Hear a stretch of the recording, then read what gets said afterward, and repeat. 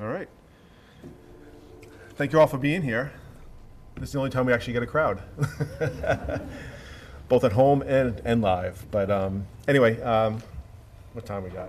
5 something? 5:01. 5:01, call the Finance Committee meeting to order. Agenda item 2, approve the minutes from our November 7th, 2023 meeting. In the agenda, there was a link to those draft minutes. And Jen, thank you for filling in as clerk for that meeting and getting them posted in draft form. Comments, questions on those minutes? No. Okay. I'll make a motion that we approve those minutes. Second. Second, but we'll call John. All in favor? All right. Those minutes are approved. So any public comment? I don't see department representatives, but no public. So with that, I'm gonna, before we get into the budget presentations, Michael, I think you know, and I'm gonna maybe just inform the committee. So as of now, we have 2 vacancies on the committee. So I think you know Ryan, is resigning, and I guess I want to publicly thank Ryan. He's not here for his time on the committee. I was reflecting back. I think he recruited me to this, and I'm coming up on 10 years on this committee, so he was likely just a bit longer. So certainly thank Ryan for his time on the committee and everything he has given to the town and to this committee. I think he was asked good questions and always just a different voice, right? So and then I received notice yesterday, and I don't know if she's notified Adam, but Ashwini is going to resign as well. So Chantal emailed me on the train ride home that she was sick today. I'm like, I hope everyone else shows up. Otherwise, we have to postpone this meeting. So, but yes, so I think, for the members and anyone listening at home, obviously with 2 vacancies, doesn't leave a lot of room to have a quorum of 4 people. So it'd be great to fill those as quickly as we can. And I think you folks know, but for anyone else listening, the process would be to go to the town website, grab a talent bank form, and complete that and submit it to the town. And the process is that our town moderator, would review those and appoint a member to the finance committee. So, and I told Chantal, do some recruiting. So, but anyway, yeah. So we're down to 5 members now. So, anyway, with that, I guess we'll move into the budget, Michael. And I don't know how you want to start this, but we'll just start with an overall presentation. Okay. And then we'll move into the departmental presentations, if that pleases the committee. Yeah, that works. And while I'm pulling this up, I too want to echo your thoughts about Ryan and Ashwini and their service. Ryan would always ask questions, and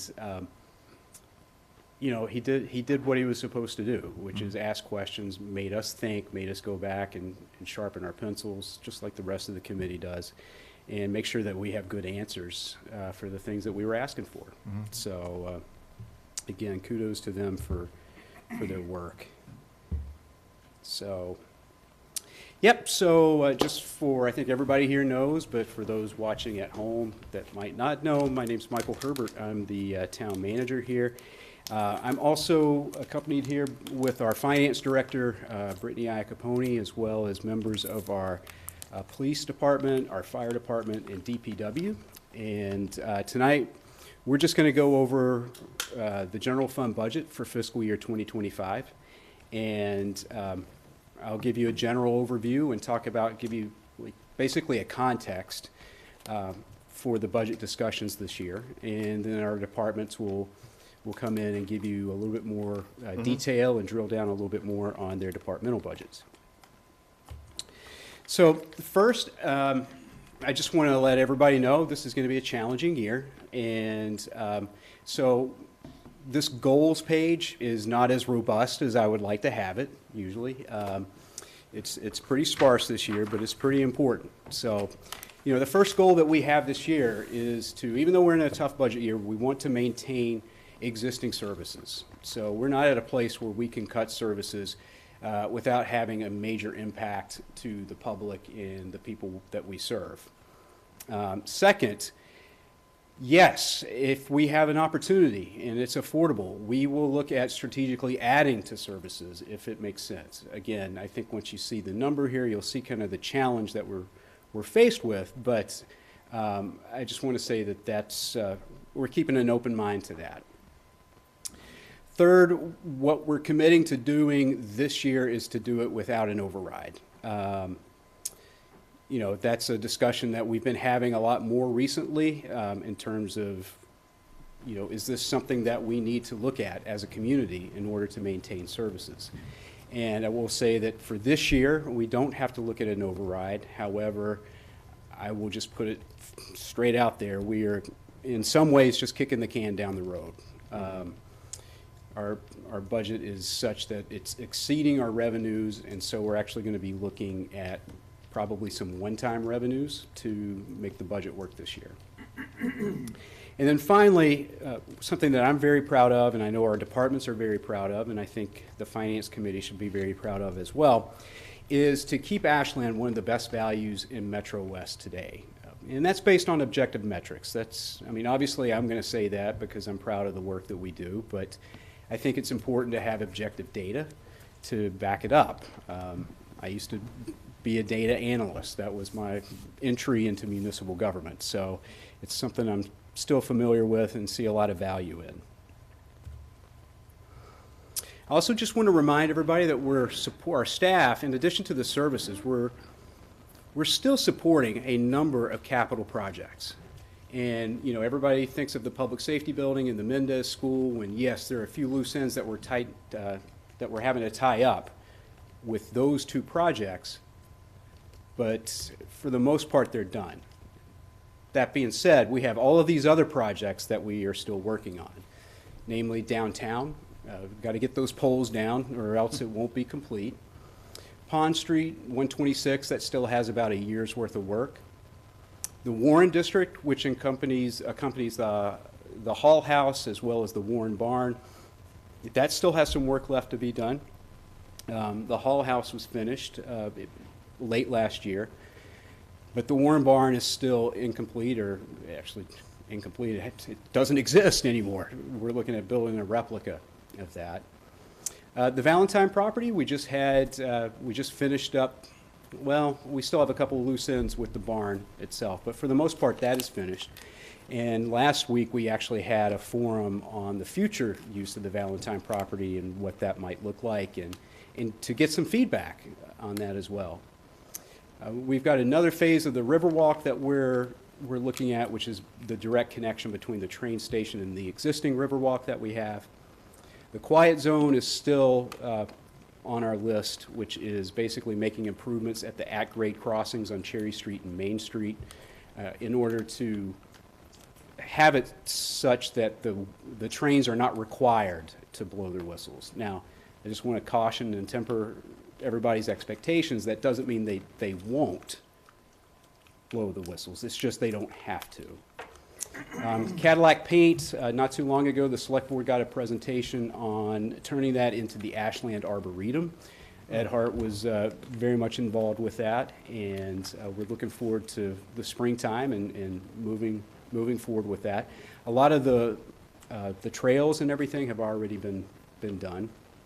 We're just looking now at some plantings and more of the vegetation stage or phase of things. Next is, it's not really a capital project, but it's going to inform all of our capital projects moving forward. And it is a big project and a big lift in and of itself, and that's the comprehensive plan, or what you could call a master plan for the town. This is an initiative that's going to take, we started last June. Actually, we started a little bit before that, but we're now in the public engagement phase, and so I want to just use this as an opportunity to let people know that if you're interested in the future development of this town and what kind of services we provide and what kind of services that you'd like to see, the comprehensive plan is the place to basically make your voice heard. So there's going to be surveys, there's going to be focus group type meetings that basically anybody can participate in. We have some bridge work that we need to do, just like all cities and towns in the Commonwealth, our bridges are falling into disrepair. The Upper Charles Trail has moved up to be a priority project for the town, and that's the multimodal path that connects the towns of Hopkinton and Sherburne through Ashland. And then finally, we're working on a dog park off of Memorial Drive. So these are some of the existing capital initiatives that we're going to try to support this year. I'll just give you a high-level overview of some of our FY25 budget staffing requests. So we have a senior clerk position in the town clerk's office. That position is necessary just because of the elections that are coming up. Just things like mail-in ballots and stuff like that. I mean, it's a great idea, and it certainly expands voting access for people. But in essence, it's an unfunded mandate for cities and towns, and so we have a lot of trouble accommodating those mandates. We have a senior accountant position in the accounting department. Brittany, is there anything special you want to say about that position? Okay, that's a no. It stands on its own. It's the same one from last year? Yes, same one from last year. That you didn't fill, right? Correct. Yeah. So, also in the police department, we're looking at 3 positions, one being a dispatcher supervisor to oversee our dispatch operations. This past year, we recently essentially combined dispatch operations. We previously had separate fire and police dispatch units. Those have been combined, moving into the new facility. And then I don't want to call it an addition of 2 patrol officers. Last year, if you recall, we did not fund 2 officers because we wanted to make room for compensation that was adjusted for getting out of civil service. And so the commitment I made to the department at that point in time was that I would definitely put those back in for FY25. Additionally, we're looking at for firefighters. As you will hear from the chief, the calls for service, especially medical calls, have increased significantly, and like I said, he's going to have more in-depth data on that. For our public safety departments in general, we're looking at covering more, with overtime and shift differentials and things of that nature. So we're requesting $246,000 for that. In our library, we're looking at a couple of things. So first, 2 library assistants, 2 additional library assistant positions, and then also increasing hours of some of our existing staff, which would bring them up from part-time. Well, it wouldn't bring them from part-time to full-time. It would make them go from non-benefited to benefited positions. I think you all know the great work that Mina does at the library and all the programs that she runs. And this is something that she felt she needed to continue that. Number 9 is Parks and Rec staffing, which you'll hear more about from Doug and Becca. We've been talking about the fields for years and how it's, considering the resources that we have in DPW to maintain it, we definitely need to have a dedicated resource for our athletic fields. And so this begins that conversation and starts to budgetarily address that concern and need. Looking at also increasing the hours of our part-time conservation assistant. Now, we actually funded the conservation assistant position last year. She's been an excellent addition to our town staff, and we're looking at increasing her hours this year. The program coordinator position in the Departments of Prevention and Human Services, we are losing some grant funding, so we need to find a way to make up that grant funding, and so that's what you see here. And then I've put $275,000 again in the salary contingency line. So we have 4 unions that we will be bargaining with this year. We also have non-union employees that we have to think about, and I can just tell you that the market for municipal workers across the board is getting hotter and hotter, meaning salaries are going up and up. And in order to attract and retain qualified personnel, we're going to have to look at keeping pace with our surrounding communities. We also have some non-personnel requests. Number one, really, if you look at human resources, increased utilization of our financial system, which is called Munis. So we would be looking at adding on electronic onboarding for employees that come on. Also a new time and attendance model, as well as what they call Tyler's Content Manager. So the hope and the desire and what we think will happen here is that if we make this investment of $30,000, we will actually reap rewards in terms of efficiencies on a day-to-day operational basis. You won't have to use as much paper. People won't have to spend as much time chasing signatures, chasing spreadsheets and timesheets, et cetera. Also this year, we're looking at adding $10,000 to our conservation department, and that's for the treatment of Washacum Pond. Washacum, as most of you know, is on the eastern side of town, and it borders Framingham. We essentially share the pond or lake with Framingham, and so that needs to be treated for invasive species. And then finally, just in general, we're looking at increased costs and supplies of over $400,000. And that includes everything from contracted services all the way down to dues and subscriptions. You see electricity on here. I'll get a little bit more in depth into that. Yeah. Question before you. So you talk about the last two, non-personnel and personnel requests. Are those actually in the budget now, or are those kind of? Yes, the budget figure I will present to you includes all of these. So balanced budget? It's not balanced. Not balanced, okay. It's not balanced, Scott. Brittany's like, no. No. We're a little bit out of balance, let's put it that way. Okay. We're just teasing you to give you basically a preview of everything that you could get if we did have a balanced budget. But just getting back to utility expenses. We had to renegotiate our contract this year because our current contract with an electricity supplier actually expired. We'd had a 4-year agreement. We had an incredible rate of 9 cents. Unfortunately, all parties must end at some point, and so that train stopped for us late last year, and so we had to go out to bid, and so we actually got a really good price compared to what you see in the market of 12 cents. And there's actually a bit of a premium attached to that, because if you recall, back in town meeting in May of 2023, town meeting passed a bylaw, which required all of our municipal energy use to be sourced from renewable energy. So there's a bit of a premium attached to that as well. Other than that, we're looking at some really, really big increases in our fixed costs, things that we really have no control over, but you'll see is having a very, very big impact on our budget. Our retirement assessment went up 6.5%, or $258,000. Brittany, normally it's what, 4%? Yeah, 4 to 5. Yeah, but 6.5. It's a little bit more than what we were expecting.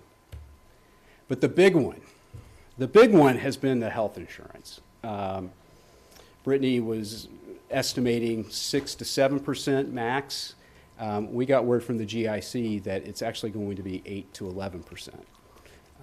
And as you know, that's a big number already. And so when you start adding double-digit percentage increases to that, it just becomes an even bigger number and just squeezes other parts of the budget. That's just what happens.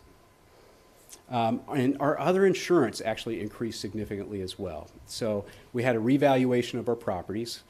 Just like you experienced probably a little bit of shock when you opened your tax bill, and you probably bad shock when you looked at your tax bill, and then hopefully good shock when you saw your valuation. You'll see that valuations in the town are going up across the board. And that's a good thing. That means Ashland's becoming more desirable. More people are wanting to move in there, and so therefore the values are being raised. And then obviously we're adding 2 substantial new buildings, being the public safety building and the Mendez School. So is everybody ready to get into the big overview? Yeah. Everybody good? I'll start with revenues first. We'll start with revenues. So our prior year levy is going to be 53 million. You add the 2% increase, 2.5% increase on that, that's 1.3.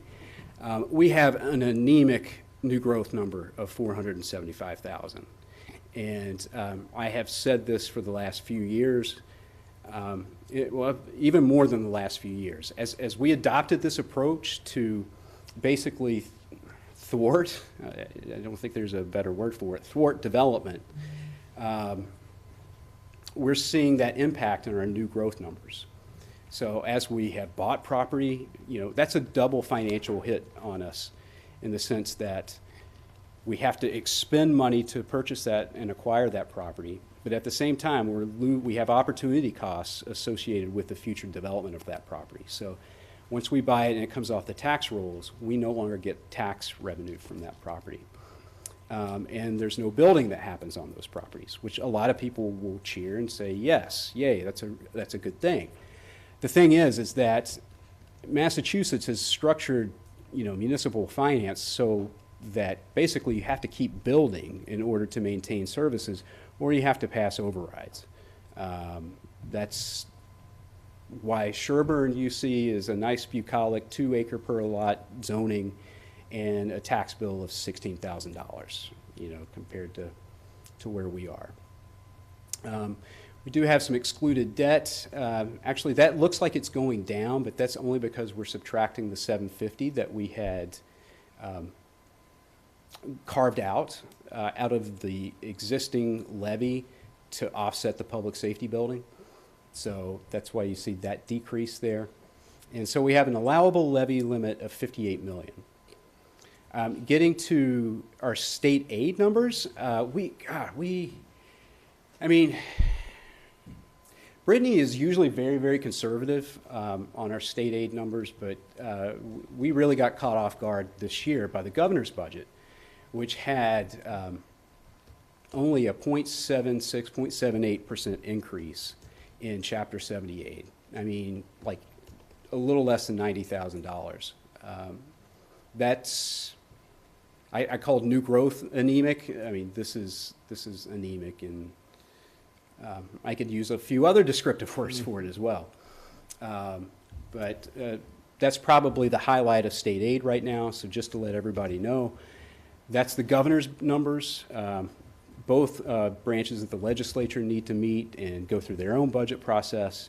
Hopefully that number gets increased during that process, and we will see that figure rise.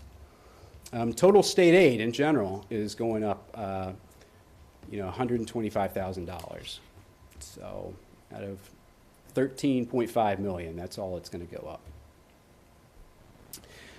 Local receipts, we have, a modest growth of 4.5%, about $200,000.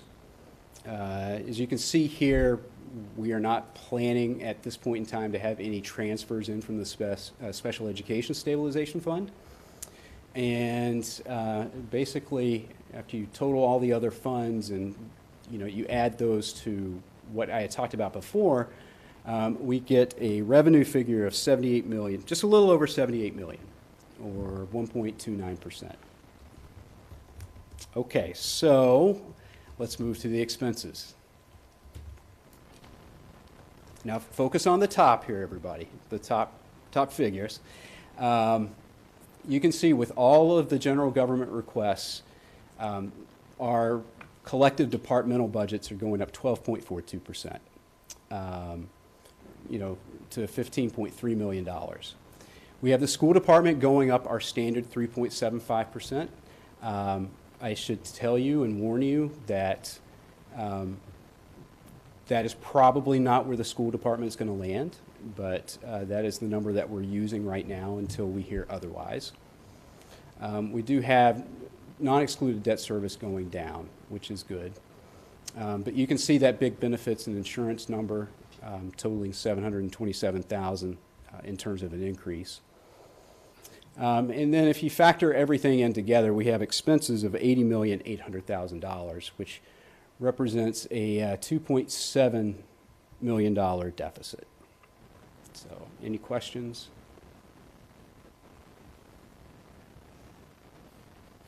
How do we close that? How do we close it? So I don't want everybody to freak out. Believe it or not, we were in almost the exact same situation at this point last year. Now, what came and kind of saved us last year was a big, hefty increase in Chapter 78, which I'm not, even if it goes up through the legislative process, it's not going to go up that much. I think it's safe to say. So Brittany and I have already started talking and looking at different options that we could utilize, and we will put together like a more comprehensive package. Looking at reducing the departmental requests, we'll get a little bit more fidelity into what the school department's going to request. We're still going to look at ways that we could potentially reduce our fixed costs, although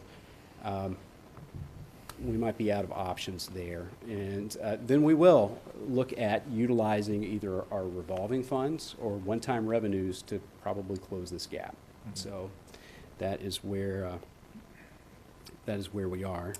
Michael, can you just expand on one-time revenues a little bit more specifically? What do we have in mind there? Well, the easiest one to look at is the stabilization fund. Mm-hmm. But there's some other things that we're looking at. I mean, if we potentially have some in overlay surplus that we could potentially tap into. We've actually generated some solar credits, more than we can use, that we can potentially tap into and utilize those. And then, like I said, reducing some of the requests that we have as well. Mm-hmm. So those are kind of the horses we're looking at riding into this sunset. So the the list that you showed before, mm-hmm. that's kind of the wish list, if you will. Yeah, it's the wish list. But like I said at the very beginning of that second slide, I mean, if there's opportunities where we can add services and it makes sense, mm-hmm.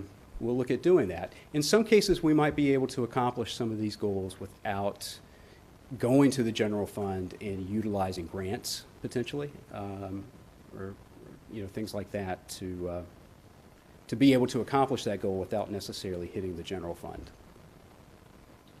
Can you scroll back through the slides for Yeah. a second? Yeah, because you've got Cash gets certified. there. Mm-hmm. Okay, and then forward again. Did you give? That's going to be.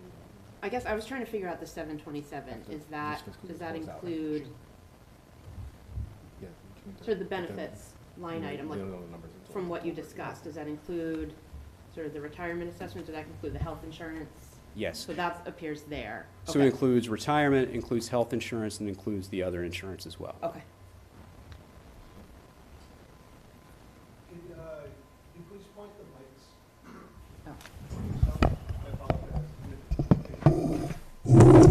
Britt, is there anything you wanted to add?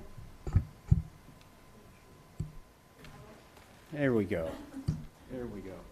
So if there's confusion with the line item, the benefits and insurance, it's only going up 5% or 6%, the line item. I think that's what's causing you confusion. So we were able to realize some savings in our other insurance lines. So workers' compensation, we were able to reduce over 100,000, unemployment. And then we also had some savings last year in health insurance. So it didn't go up as much. So we were able to take out some of that savings, but we're still going to see a substantial increase this year. So the net increase in that one line item is showing A little, okay. the 5-6% and not the full 8-9%. Okay, perfect. I was wondering if it was showing up somewhere else, so Yeah, that no. explains it.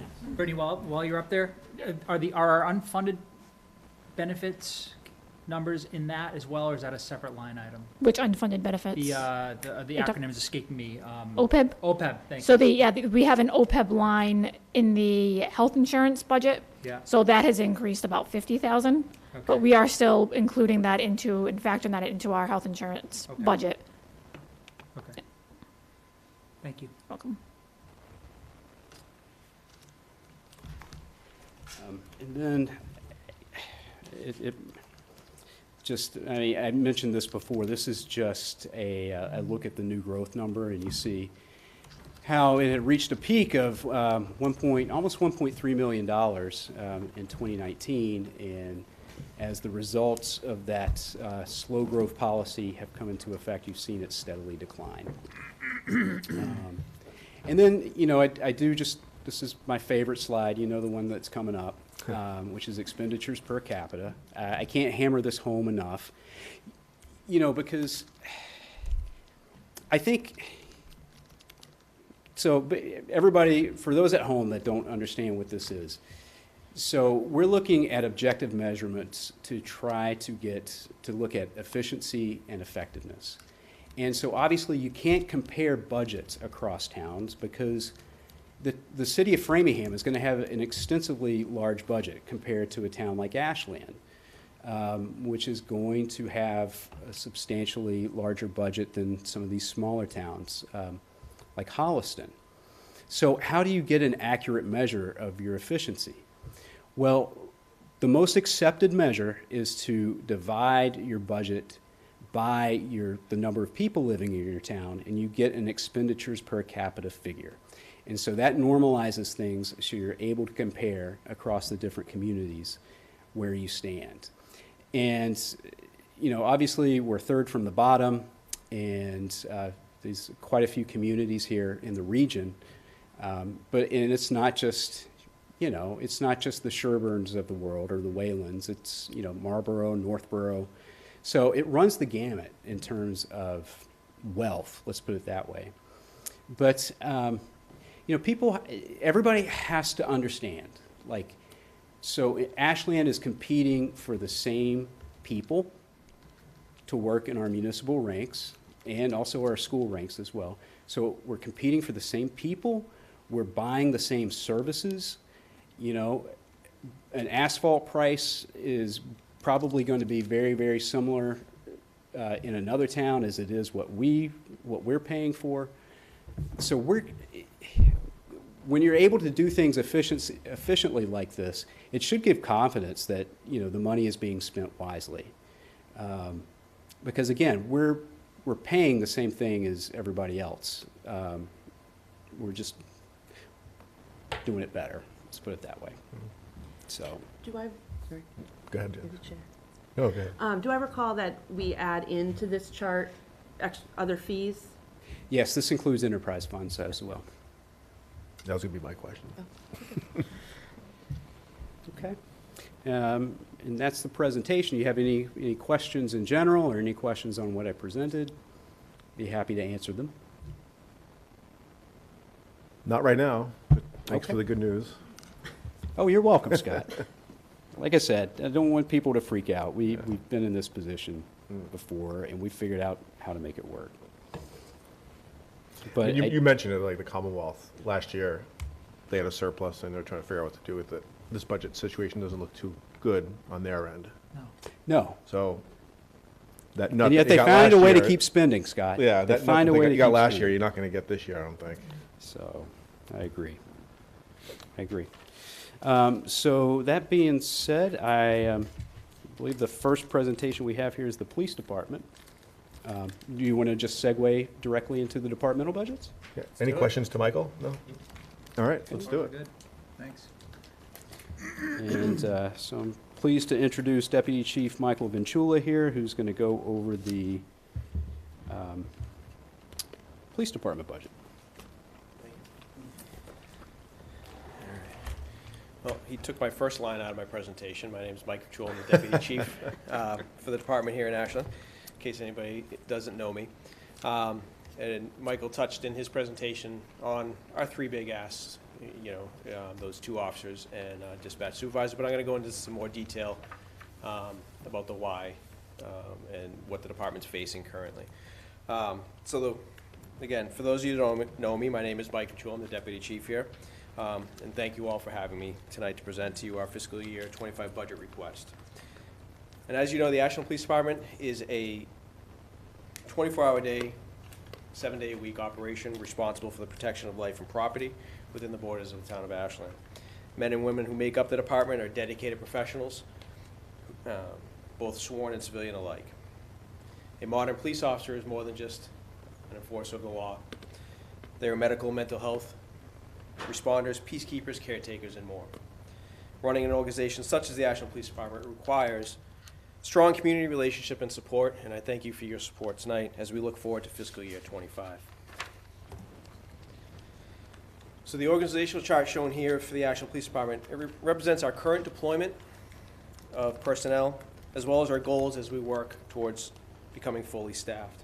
In this chart here, the blue represents funded and filled sworn positions. The yellow are our funded but unfilled sworn positions. And the red represents our reacquiring or our new positions for fiscal year '25. As Michael mentioned, our fiscal year '25 budget represents reacquiring 2 patrol positions that were initially budgeted in fiscal year '24, but absorbed as part of that agreement for leaving civil service. And also you see up in the top right-hand corner that our new dispatch supervisor's position. So currently we're budgeted for 27 sworn officers, 8 full-time dispatchers, 1 executive assistant, and 1 records clerk.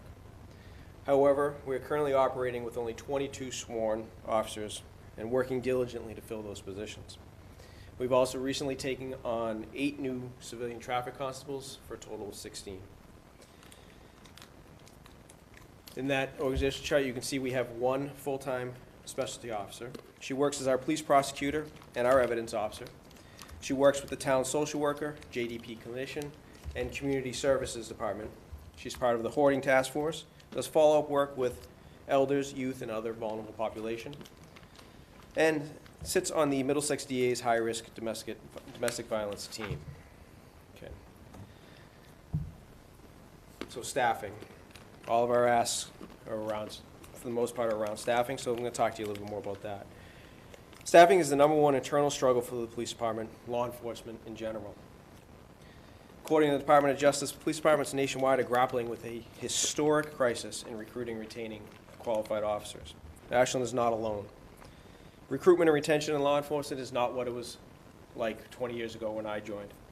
Departments now compete on salary, benefits, and incentives in order to attract and retain qualified personnel. Our current staffing level requires the majority of our patrol shifts to run at minimum staffing. This requires coverage on overtime when someone is in need of time off for family or other commitments. Law enforcement has become increasingly aware of the strain that forced overtime, extended tours of duty, place on an officer's mental and physical well-being. With those patrol shifts running at minimum staffing, it does not allow for concentrated or what we call directed patrol to address specific citizens' concerns.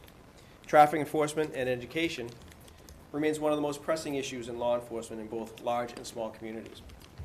Our specialties are operating at part-time. Investigations, such as the ongoing ring of stolen motor vehicles, or more recently, the solved armed robbery, must be investigated on overtime, again, extending the officer's hours further. We've been unable to staff a full-time school resource officer for many years. Our school resource officer currently spends time with the schools, again, on overtime, or when call volume allows him to step away from his patrol duties. Through dedication and hard work of the men and women of the Ashland Police Department, they have managed to maintain a high level of professional response, with our staffing issues seemingly going unnoticed by the community. However, this is not sustainable. Ensuring that our personnel are properly compensated and increasing our staffing levels back to 29 sworn by methods of aggressively working to recruit and retain qualified, dedicated law enforcement professionals, we will ease the strain on our officers and their families by minimizing the amount of overtime required and extra duty hours.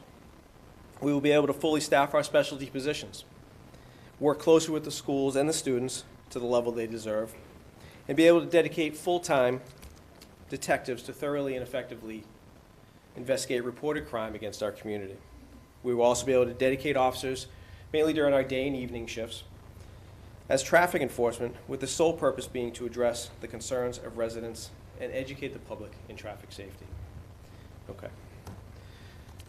So, that's kind of all the bad that's going on, but here's a little bit of the good. During fiscal year '24, as was mentioned, the town was successful in negotiating with the union to exit civil service. We were then fortunate enough to receive town support at special election, and we are now a non-civil service department. This has opened up new and exciting opportunities in regards to recruitment. A few months ago, we partnered with a company called Get Badged to assist us in testing, recruiting, and hiring additional staff.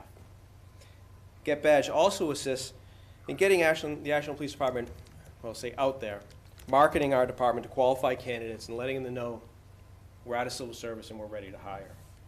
I am happy to report that we are seeing a steady amount of resumes and applications from entry-level applicants who have been tested and vetted through Get Badged. We have received several lateral officer applications, which would not have been an option had we still been in civil service. We are actively conducting background investigations on several potential hires. We have one student officer currently in the academy, and our first lateral officer, who came to us through Get Badged, joins the department on the 20th. So I'm confident that with your support, with the town's support, that we can fill our remaining vacancies and continue to build our department to the highest level. Okay. So our requested increases are based off our requests from last year. I should say that because sometimes the numbers look a little different. But obviously our biggest increase is in personnel services with those 3 positions. So I'll start by reviewing that largest area growth, which you can see is approximately, by our figures, $156,000. In our requested budget, line 51130, that covers all of our sworn patrol officers and specialty officers. So in that line item, we have our contractual increases, again, as part of negotiating leaving civil service. We also had several positions replaced with new officers at lower hourly rates due to promotion or resignation. And this is where those 2 reacquired positions from fiscal year 24 are found. So even with those positions, we see in that particular line item a decrease in the overall requested amount.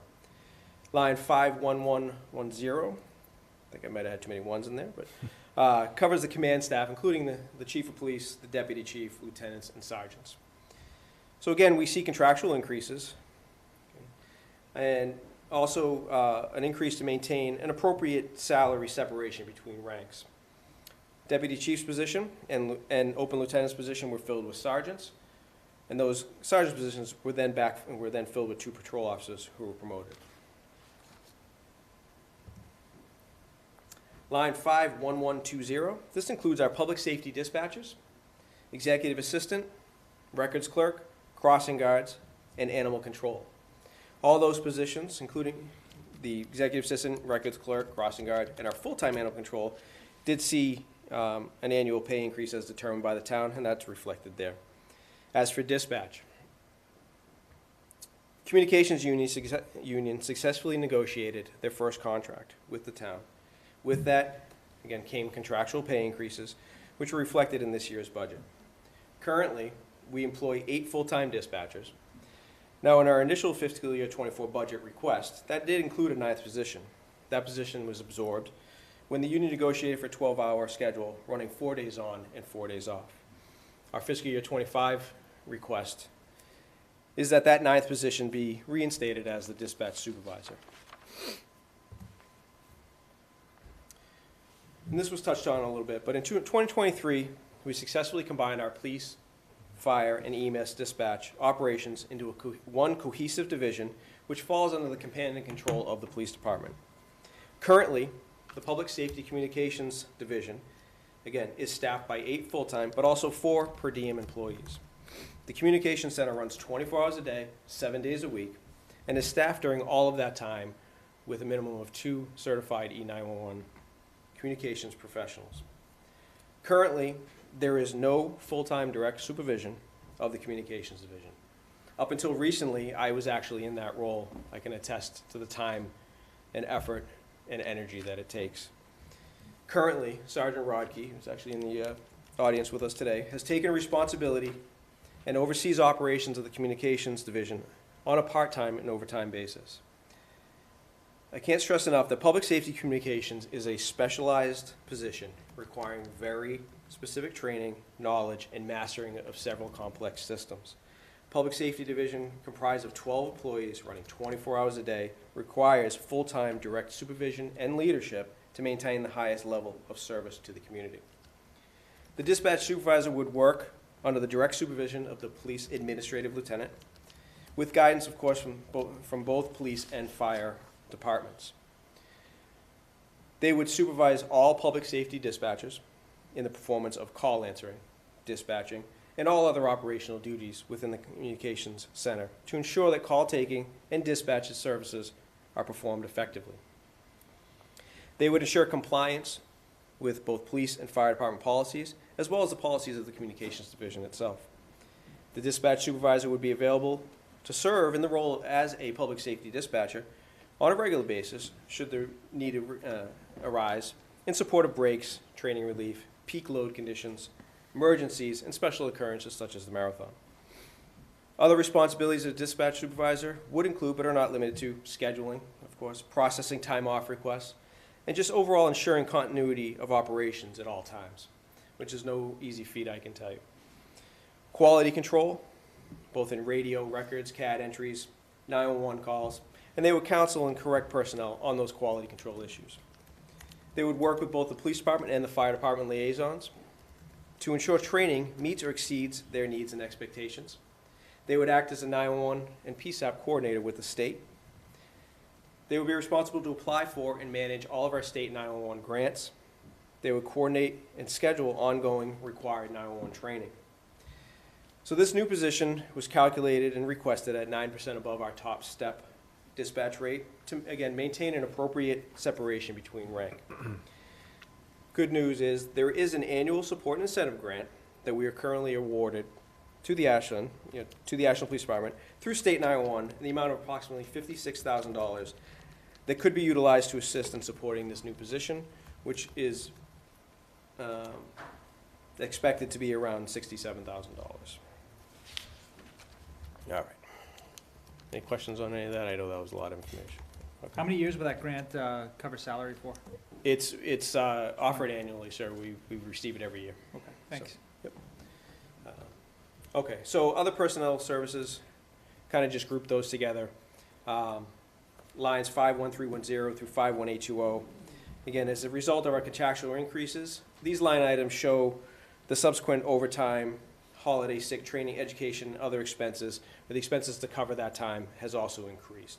I picked out a couple of the larger line items.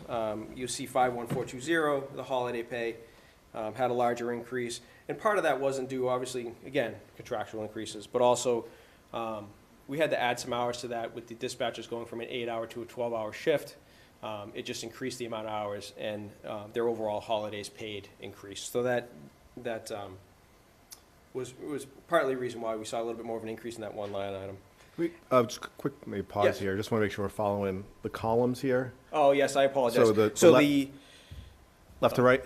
Yeah, left to right, but your far right is going to be the difference. The next one in is fiscal year 25, and the next one was fiscal year 24, going back and so forth. Okay, budget My numbers. apologies, I didn't put the headers on there. Yeah. Okay. Okay. And again, so let's see, line 51441, the Quinn bill. We do see a presented increase in that, and actually, when we were reviewing the fiscal year 25 budget, we realized that there was an officer being paid the Quinn bill that hadn't been reflected in our previous request, but they are being paid, so it is showing an increase, but we're already paying that. So, all right. Getting outside of personnel, our other bigger line item increase is in computer software, hardware, and maintenance, and that's under 52420. That line shows a requested increase of about $15,000. A little bit into that. First, we've seen an increase in the cost of our current systems. Our major increase being our IMC system, which covers our records management, computer-aided dispatch, kind of the backbone of everything we do. We're also seeing an increase in our payroll scheduling systems, DTS, things like that. As we continue to settle into our new state-of-the-art public safety complex that the town was provided us, we are excited to begin the grueling but rewarding task of becoming an accredited department. This will ensure that our policies and procedures are up to date, that our training and practices are consistent with the law and industry best practices, as well as identify the town against legal liability. So new in 2023, we partnered with Power DMS for accreditation management, policy compliance, training, and performance evaluations. Power DMS has partnered with the Massachusetts Police Accreditation Commission and is actually a required component of the accreditation process. With all of the advancements and changes within law enforcement profession and the world, we are obviously very much in need of accreditation being a top priority. So that system represents about an $8,000 increase in this line item. And that's all that I have. Again, I thank you for taking time for me to present to you tonight. This budget request, it not only represents our financial plan, but it is a reflection of our priorities, values, and aspirations, and trying to serve as a roadmap to guide us in making informed decisions for the benefit of the department and the community. So, thank you. Sure. Any questions for me? Maybe for me, I just wanted to make sure I Yep. got all the people right here. So back to the original org chart with the colors. Yeah, Yep. so the yellow was the vacant but not filled, or funded but not filled? Funded but not filled, yes, sir. Yes. The blue is the funded and filled positions. Yep, The gray positions are our non-sworn personnel. gotcha. So And the red yes. is the new. In the red is there are 3 new positions, Gotcha. yes. Or reacquired, as I like to say. Yep. It sounds a little less harsh that way. But yeah, and again, including in that under the administrative lieutenant, we have our 16 traffic constables, and I just grouped under the dispatch, you have your 8 full-time dispatchers, 4 per diem dispatchers under the dispatch supervisor. Okay. So, So with the recruiting efforts that you talked about in these 5 funded but not filled positions, I guess, when do you anticipate those being funded, or filled, I should say? so you're talking about the yellow positions? Yes, Well, so again, we're doing pretty well. okay, We have 1 student officer in the academy right now. We have another potential new hire that signed a conditional offer with us that should start in April. okay, We have our lateral officer starting on the 20th, and we are doing background checks on 2 other lateral Alright. officers right now. So we're doing well. Yeah, I'm happy to see, but it's negotiations. It's not, like I said, it's not like what I saw 20 years ago. Yeah, no, I hear you.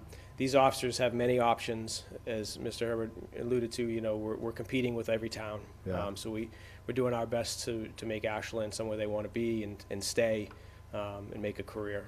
So. Yeah, we talked about that quite a bit last year, I think, about the recruiting troubles and things like that with the chief. And Yeah. it sounds like, at least that's, looking up a little bit. So, be able to recruit folks in. nothing is 100% fixed, right? Yeah, yeah. But I will say that the move from civil service has just opened up different paths, different avenues, and we're able, law enforcement is aligning itself a little bit more with the private sector as far as our hiring and recruitment strategies. It wasn't like that before. You got a job and you were happy about it, and that was it, So having that flexibility, obviously working within guidelines and making sure everybody's vetted properly, has definitely opened up some new avenues for us. Thanks. Sorry, Jim. No, I was just trying to clarify, so the one that's in the academy and the lateral, are they sort of already blue on here? No, or are they're they- not. They're not blue because So they're filling the yellows? they're some of the Okay. yellows. Yes. Okay, Yes. It's just they're not sworn in on the road yet, so they weren't counted as filled. fair enough. So. Could you go to the slide that shows the account line item for FY '24 versus FY '25 salaries, please? Yeah. Thanks. And it says difference FY '25. And again, remember, and as was pointed out to me, we're operating on our requested from fiscal year '24 to fiscal year '25. So. And it says here, even with the 2 reacquired positions. Yes, that's the 51130. You see there's a negative $13,000 Yeah. difference in that line item. So it's just the overall is on top, and then I just broke it down into the 3 different sections. That one particular section saw a decrease, and that was mainly, as I stated, due to the fact that we've had senior officers unfortunately leave that were Got it. filled with lower paid positions, Okay.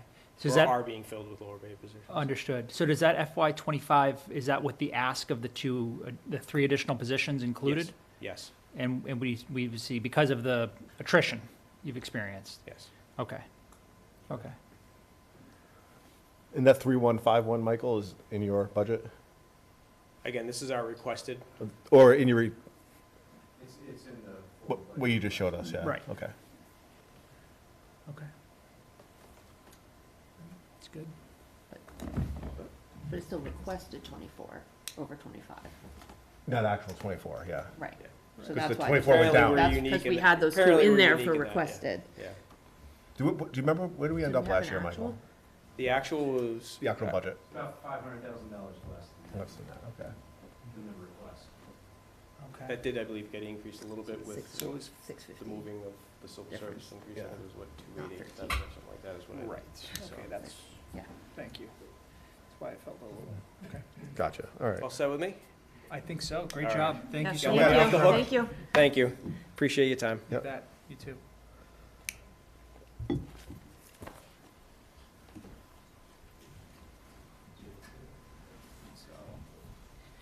All right.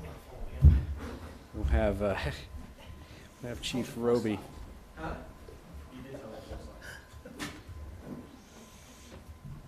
right, there you go, Chief.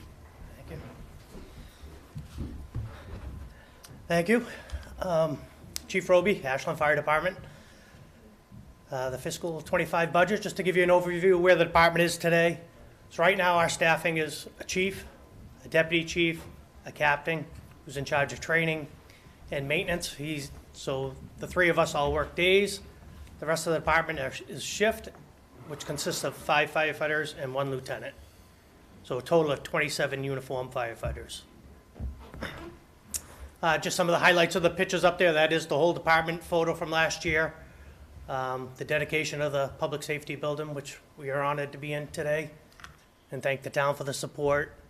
The middle picture there is our newest recruit graduating from the fire academy, Thomas Kirk. And then also Lieutenant Duker up there, he got a citation from the state fire marshal this past year for a rescue. Unfortunately, it was a fatal fire, but it occurred in Hopkinton. But he was assisted in getting one of the residents out. So our calls, where are we today? This is 22 versus 23 calendar year. So we're up. We did 28, 10, and 23. 22, we did 2,747. Fire calls are up a little bit. They jump around. I know people look at that number, that many houses burned. No, that's not all house fires. I mean, if you looked at an average, house fires are probably 10 to 15 for what I would call a real house fire that most people relate to. A lot of those fires are kitchen, stoves. Medical responses definitely are our biggest impact. As you can see, we did 1,887 medical responses last year and transported 1,448 patients. Again, going over the pictures there, it's just some of the things we've done over the past year. Deputy Moorhan doing the fire prevention program. She's done a lot of outreach with the classes in the town. The second picture there is a fire. We had a kitchen fire, so we're just venting. Third photo is training that we do in-house. Again, next picture would be another fire we're at, assisting the residents, who get displaced, helping them out of the house, what they're gonna do. And it's followed by a photo that we assisted in Wayland at a big fire that you might have saw in the news not too long ago. When I 5 guess the alarms. service station, right? Yep. Yeah. Yeah, so that's from there. And then the last picture there is our ambulance working at Stone Park we're airlifting a patient out for trauma. So overall, looking at the budget, our biggest increase is looking for more manpower. I feel every time I'm up here, I'm asking for more men. It doesn't happen every year. I don't want people to think it does happen every year. The last time we added a position was in January of '23 when we added the deputy's position. That has been a great resource for the department. But the actual last time we hired a firefighter onto shift to increase shift load was back in January of 2020. And just as comparison, that year we did just a little over 2,200 calls. So we're doing over 2,800 now, so our calls are increasing. How else does that impact us? Well, we're seeing multiple calls.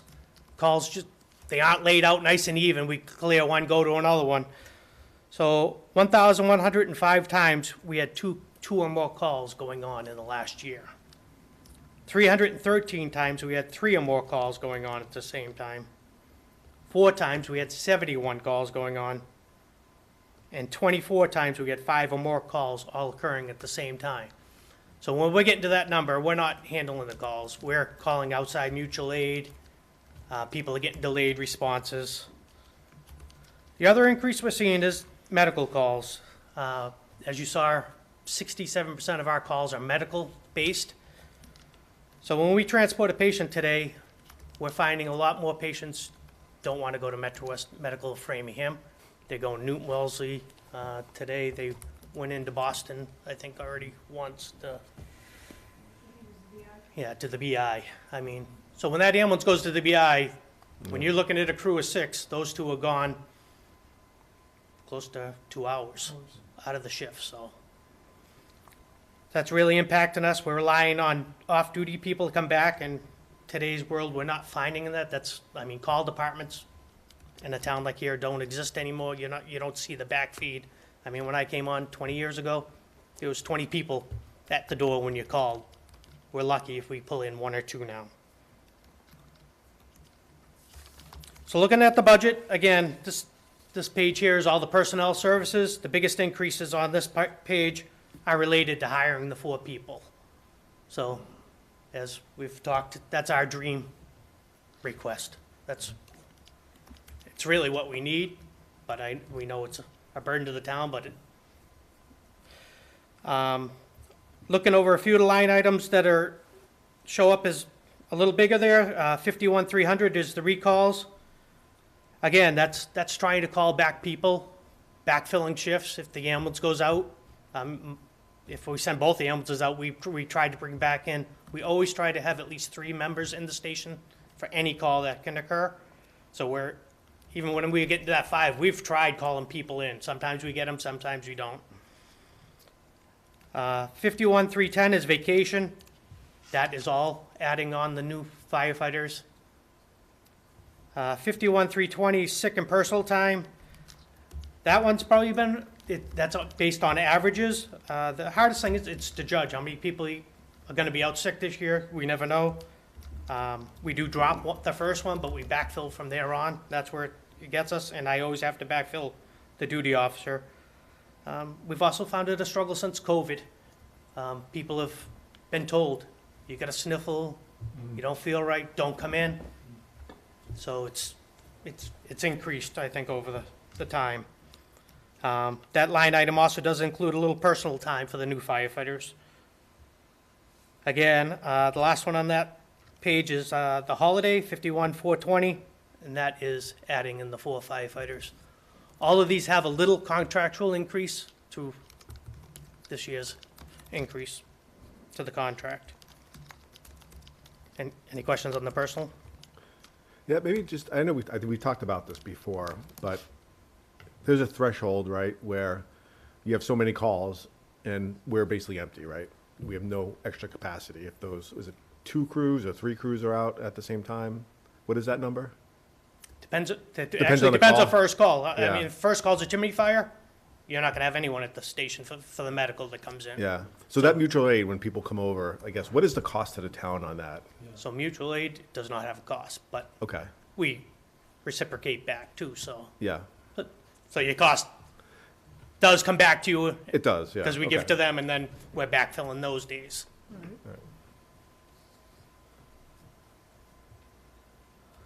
Maintenance, this is our purchase of services and equipment. Again, our biggest costs here are cost of labor, repair work, overall cost of supplies. So on the maintenance contracts, that covers things such as our dispatch software. The maintenance cost is the police referred to. Our annual fees just to keep that software running and support to it. That also includes keeping our trucks certified, so the pumps on the trucks have to get certified every year to make sure they follow NFPA guidelines. We also have required medical equipment that needs to be serviced. So under our state license to have an ambulance, we have to certify that our equipment's checked annually, such as the monitors, where it's such a vital piece of equipment. We have to have someone come in, test it every year, sign off that everything's within calibration. That includes our stretchers, all the equipment for lifting inside the ambulances. And the other increased item really there is 54,700, and that's EMS supplies. A lot of that, again, is the supplies that we're using, and everything today is disposable, nothing's reusable. Those days of reusing stuff is gone, which is a good thing if you think about it. But it does increase all your costs. And just medical supplies themselves, I think the price tag is, over the past couple of years, has really increased a lot.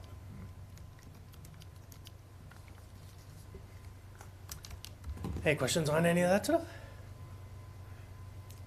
I guess I had a question. I noticed here that we're going down in equipment, and then the previous page also going down in Yep. training. So, So training, it's because it's average based. Okay. We're also doing a little bit online too, so that's kind of saved a little bit on the overtime. I actually glad you brought up purchase of equipment. So the reason that's going down a little bit, we bumped it last year. 40, huh? Yeah, so I think it was. Okay. So we brought it up to get a grant, and we actually were awarded a grant this past year for $1 million to replace our SCBA, our breathing apparatus. So that was with Town of Southborough, Town of Hopkinton, and Ashland, but that covered our match to it. So we built it into there, knowing we had a good chance of getting the grant. And again, this year, we're actually shooting for another grant under that same line item to replace our turnout gear, which has 10-year life, and it's coming up on the 10 years. okay. So for the training though, it's not less training.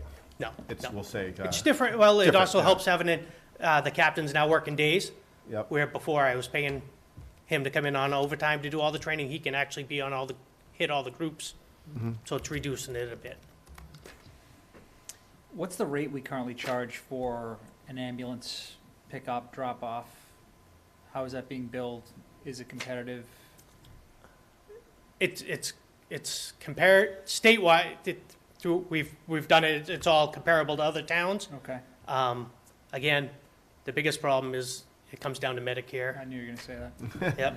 Yep. Yeah, I mean, I have actually the numbers here. Medicare accounts for,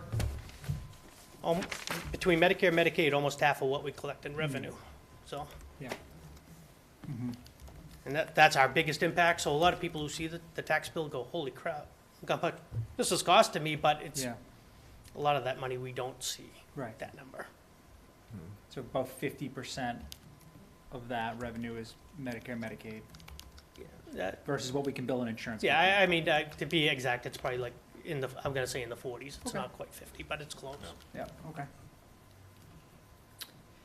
Related to that, I think, when you talked about the mutual aid, do I recall also that sort of disproportionate with Holliston, or helping of Holliston? So ambulances? we do actually provide ALS support to Holliston right now, but we actually started billing that, I think, almost a year and a half, 2 years Oh, ago we did? now. Yep, so we Oh, do okay. have revenue coming into that to reimburse us. So we get roughly about the Medicaid payment from Ah. them every time we go to them, Okay. which it's brought in some money to us. Yeah. At least it's supporting our supplies too and stuff like that, where before it was we weren't getting anything. When the ambulance goes out, the only person that can bill a patient is the ambulance that actually transports you. So in Holliston, we actually provide the paramedics. They don't have paramedics. So our paramedics get in their ambulance, provide all the care, but where it's physically in their truck, by law, they're the only ones that can bill. That's what it was. So now we're billing Holliston for that service. Interesting. Okay.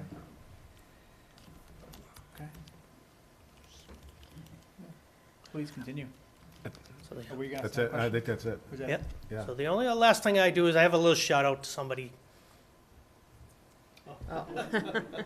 So the new public safety building, we moved the fire pole from the old Main Street Fire Station into the new building. We put it in the corner of the building.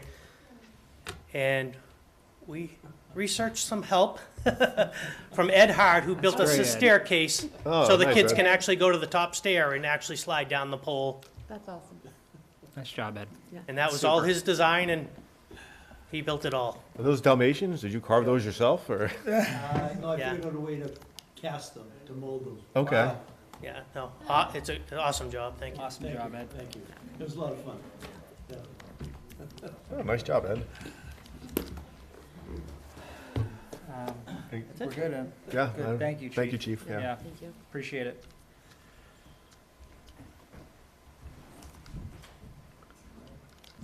This is Doug's favorite night of the year, I know it. Used to be. You know, don't let Doug fool I'm you. just looking forward to trying this out. Probably my speed right here. Don't let Doug fool you. He loves this stuff. The big difference between police fire Thanks, and Doug. DPW is we have handouts. Thanks.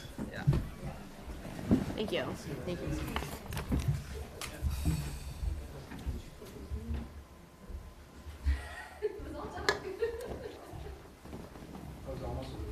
Every time.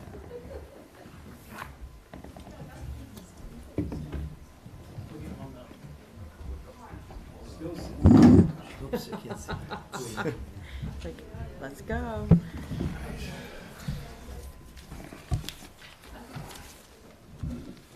Hi, everybody. I'll make this brief tonight. Thank you for having us. I have Becca Navarro with me.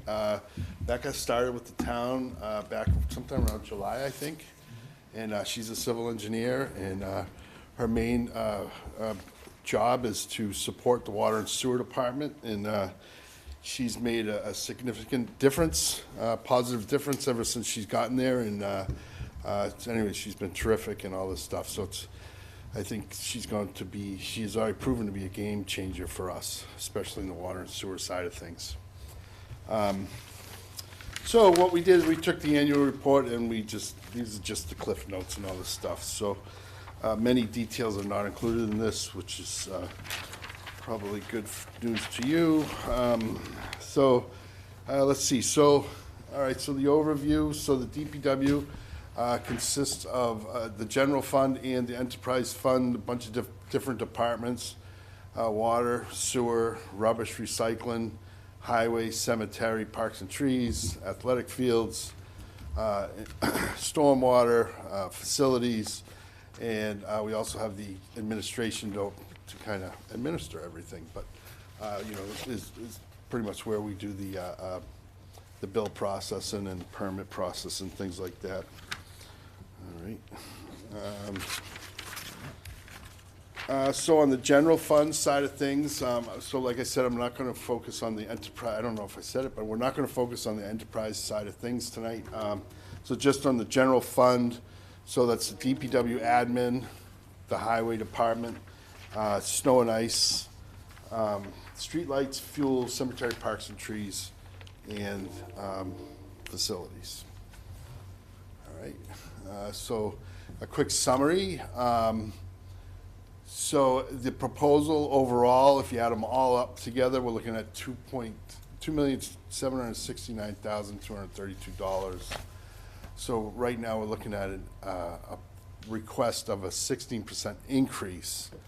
And as you can see in red, under cemetery, parks and trees, that's where the big ticket item is.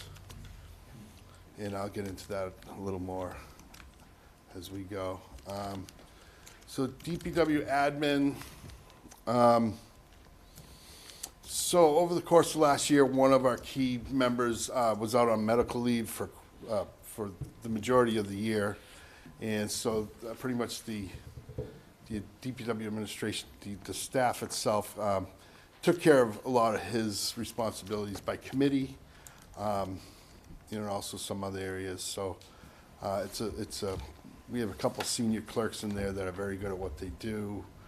And then, of course, Roy out in the field, helping a lot with a lot of the stuff, the field calls to help get us through the year as well. Let's see. So on this one here, the 10,000, we have a $10,000 increase in the salaries, and that's mainly because of the union contracts, obligations, same with longevity and fringes. So on the highway side, so we have 6 full-time employees over there. See if you have any information here.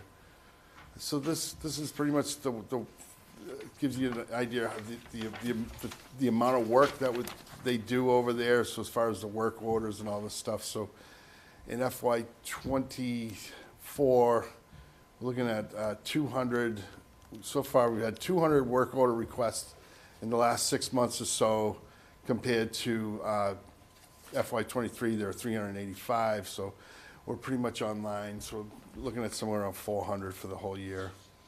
And then the pothole reported the crack seals, the number of gallons as far as townwide goes and all this stuff. Very exciting stuff. Let's see, the highway budget. So there are no major requests. A lot of it, most of it is based on union negotiations, contract negotiations. If you go down to contracted services, which is 52450, we're looking at, it's only a $7,000 increase, but so over the course of last year, we've had a lot of activity with the weather, with rainstorms and windstorms, a lot of tree damage, things like that. So I don't know, it's just tree work itself is very expensive. It's something we really can't control. So let's see, anything else important there? Not really. And the highway budget continues. So you'll see at the bottom, we have training. I'm looking for an additional $4,000 for next year. And the driving force behind that is for CDL training for the commercial vehicles. And it's something I'm working with Catherine, the HR director, and with Michael on trying to figure this one out. It is harder and harder to find new employees that actually have their CDL Class B. The rules have all changed. I looked into it over the weekend as far as going to a class. Just for one person, it costs over $5,000 to get your Class B now. Not too long ago, we could do all the training in-house, but the feds have changed the rules and all that. So I put a request in there for $4,000, and I know it's not $5,000, but it's because the difference comes from other departments, other budgets as well. Snow and ice, let's see, indicator, so looking at 4 or 5 plowable snowstorms a year. So far, we've had 2. So this one here, so for this year, currently, I think we've already spent close to $400,000 this year. Salt prices are about the same. It's more. Anyway, salt prices are the same. One of those storms was, had to be, I don't know, close to 18 hours as far as having the contractors on. So, and then the rates continue to go up just to get private contractors to work here in Ashland. Street lights, this is something out of our control. It's utility expenses. You see an $11,000 increase based on current costs. Fuel, looks like we're in good shape here. We're not increasing at all here, asking it for an increase. Cemetery, parks, and trees. So as everybody knows, there have been many projects over the years, and the number of properties continue to increase every year, and these properties need to be maintained. So I feel that we're pushing the current staff to the breaking point. There's 5 of them. It says 4 up top for full-time employees, but there's actually 5 because this department also takes care of the school fields. So there's a total of 5 of them that take care of all these properties here. So once again, I'm working with Michael, trying to find ways we can provide the maintenance for all of these properties moving forward. It could be a combination of hiring additional employees or farming some of the work out. We haven't quite got there yet. I've had several conversations with the staff on what they would like to do as far as what could be farmed out and so on and so forth, but, as you can see, it's a long list. You know, and then eventually this dog park's gonna come online. The Valentine property, I'm sure, is gonna be a weekly type of thing. Cadillac Park, I'm not sure right there, the level of maintenance that's gonna be needed. The downtown project with all the new plantings, the corner spot, so on and so forth. Let's see, so this one here, here's the actual budget itself. And then this, we also, so up at the top, that's where the $100,000 is if we request, if we were able to come up with 2 more new employees. And then there's also the line below that, it's the Parks and Rec Department for an additional $100,000. And so we already have the rec, as everybody knows, with Kelly Rund. So this would be the parks, and this is more for basically managing the field rental program and the school schedule as well. So it's something, and Becca was able to say it so much better to me earlier today on why and all this stuff, but it's many communities around us already have a Parks and Rec department, and it's something where we actually generate revenue from, and maybe it's time to actually pay, put the right people in place as far as managing it and all this stuff, and maybe increase the revenue that comes out of it. Let's see, so. Doug, we pause Yeah. right there. Yep. I guess the $100,000 ask for the Yep. new department, I guess, what does that actually cover? Is it people? That would be Is it- people. That's more administration, Okay. yeah. We It's talking one probably person? 2 people. 2 people? I'd say it's 2 people, yeah. Yeah, it's 7 days a week. You know, a lot of night hours and weekends. So would any of the field maintenance be part of that department? Or would that be truly just managing who can use it? Just the management itself, really. I think the DPW would continue to do the actual maintenance of, you know, the grass cutting and all that stuff, so this is more the managing bookings, billings, disputes, things like that, yeah. Policies, there's a lot to it. Okay, so then contracted services, so that's another option, was contracted services for $50,000. You say we were able to find a landscaping company to come in, take some of these properties off our hands, where we would still manage these landscaping companies, but they would actually do the work themselves. And then tree shrubs replacement. The reason that number is so high is these trees that were just planted out here on Main Street, they're not, I mean, we're talking $2,000 to $4,000 each. I mean, they're very expensive trees. So if we ever had to replace any of these trees, so it's a big number, but anyways, that's where the 24,000 came from. Those trees are expensive. On the facility side of things, so facilities, so we basically have 2 full-time employees, and this is another area that has been developing over the years with all the, it's like evolution or whatever, that this facilities department and all this stuff. I mean, we've come a long ways in the last 20 years or so. So we basically have Jeff and Marley. So Jeff handles a lot of the maintenance stuff with the HVAC, the plumbing, the electrical, and so on and so forth. Marley does the cleaning, and she also oversees the cleaning services.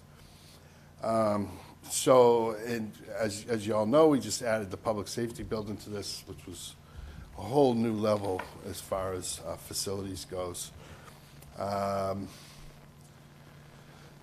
So on this one, so facilities, so permanent positions based on salaries, a minor increase being proposed. Purchase of services, another minor increase. This is all based on actual. Utility expenses out of our control. To see an increase of $37,000 there, almost $38,000. Contracted services, pretty much seeing like a 2% increase across the board in HVAC, electrical, things like that. and miscellaneous supplies based on actual. You know, with the public safety building coming online this year, we did try to put in enough funds to cover it this year, but we were off a little bit. But anyways, so that's pretty much it. I mean, there's a lot more, obviously, but that was kind of just the cliff notes of the general fund Department of Public Works. Did I miss anything, Becca? All right, good. Questions for Doug? Sounds like we need a park and recreation department. Ed, you want to pull the microphone over? Oh, sorry. Yeah. Sounds like we need a parks and recreation department. Yeah, I think so. Right now, we handle, the DPW staff handles the bookings and the scheduling, and then these miscellaneous things come up on the weekends or at night. And a lot of the bookings they do actually are for the school department, and some of it's private, but it's kind of a tough marriage, you know, as far as those type of services occurring at the DPW. I'm not saying between the DPW and the school, but as far as having something in place, Kelly runs, so we have this new software we're using called MyRec, and Kelly Run is, I mean, she's a master at it, she's awesome at it, but in the meantime, we're still using School Dude, which is a little tricky to figure out and all this stuff. So Patty will end up doing a lot of the booking herself when the customers call in, instead of the customers actually figuring it out themselves and being able to maneuver through the School Dude software. But and then the billing, the whole program itself needs to go to the next level. I mean, we're running into a situation where people don't pay us, and so what we do is we just don't let them book the next year. The policies are all in draft form still since 2015. It's a major, major undertaking. It's a major commitment. We do the best we can with this. I mean, I actually emptied the trash after the Thanksgiving Day game this year. You know, there was nobody else there. So, Ashland, it's, you know, like Michael said, I mean, it's a desired community now. Look at the cost of the houses and all this stuff. And all these cities and towns around us have a Parks and Rec department. It's like Ashland, it's time for Ashland to get there, hopefully. Hopefully, you know, and this doesn't feel like the right year to be asking for this with all this, you know, negative stuff going on with the, you know, the economy, you know. Yeah. True. Yeah, I know. Don't volunteer yourself to be cut. Yeah.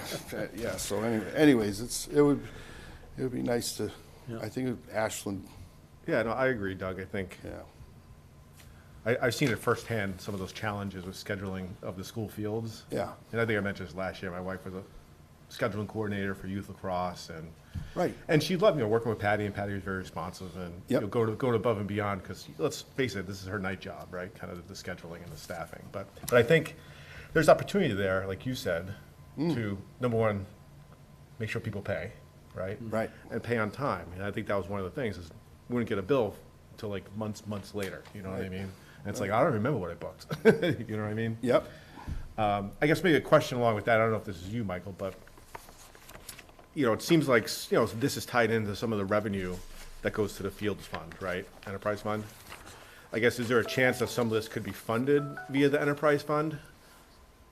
You know, if at least part of the position, or how, have we thought about that? Yeah, there's always a chance.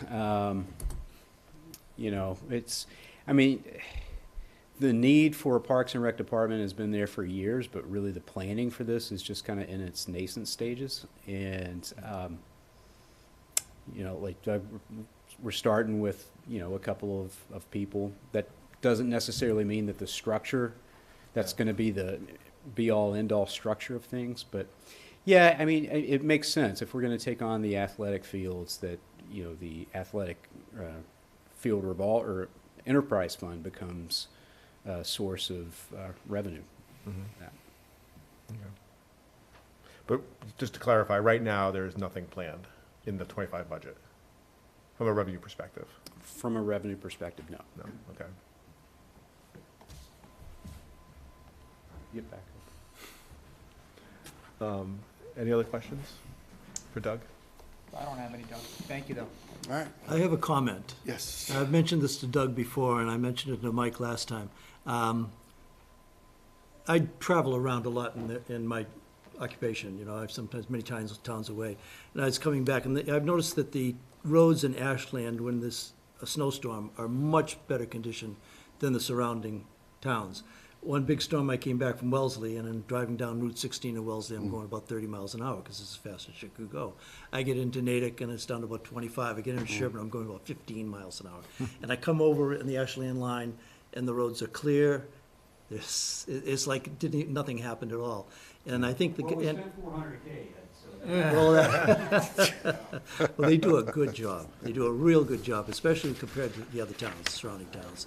And it's keeps the roads safe in dangerous situations, you know, and those guys do a good job. Yeah, And they're out thank all you. night long, you know, working. Yeah. They do a good job. Yeah, there's a handful of guys down there that are really good and dedicated. And, Yeah. and they get it. And, Yeah. you know, they've been around for 20 years with us, and it's like automatic to them. So, but yeah, I really appreciate that. And, Yeah, it was true. Yeah, it's very impressive. yeah, Been thank you. able to get the schools open when other towns haven't either. That's That's right. right. Another thing. Right. Yeah, that's 100% right. true. Yeah, yeah. People are- Yeah, we like open schools. Yeah, Yeah. It's good or bad, depending on who you are, I guess. we can change that. All right, thanks, Doug. Thanks, All right, Doug. thank you. Appreciate it.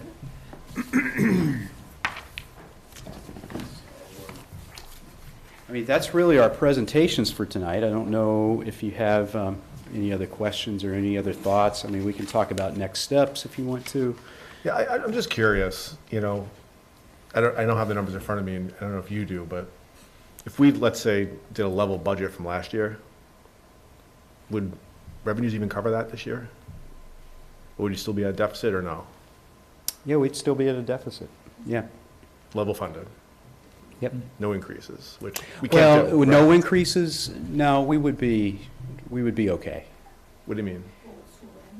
Yeah, if you're saying like school in town, there's no increases at all? I'm saying even contractual increases, like just level from last year's budget, pure dollar wise. Y- Yeah, Everything. everything. That you're still at a deficit? Yeah. Yeah, I mean, it's not the most ideal position to be in, for sure. And I think, you know, part of Brittany and my job is to find solutions to these problems. And that's one of the things that, you know, we're good at. I mean, I say that in all You're humility. gonna get out your Band-Aids and duct tape, and you're gonna pull it together for 25, right? Yeah, and What about actually, 26 exactly. and 27, 28, right? I mean, And, you know, it's funny, a resident not too long ago, 2 or 3 weeks ago, basically said, you know, Mike, you guys are too good at your job. Like you need to let people feel pain to understand kind of what the long-term prognosis is of this situation that we're in. And that's just not the way we're built. Like if we see problems, that yeah. we feel like it's our job and we're paid to fix it. But part of my job is also to let you know, like, the overall financial condition of the town. And once you start looking at one-time revenues to start plugging gaps, you're going down a slippery slope. Right. Now, one of the things I didn't say is that next year, we should get a couple of new developments online.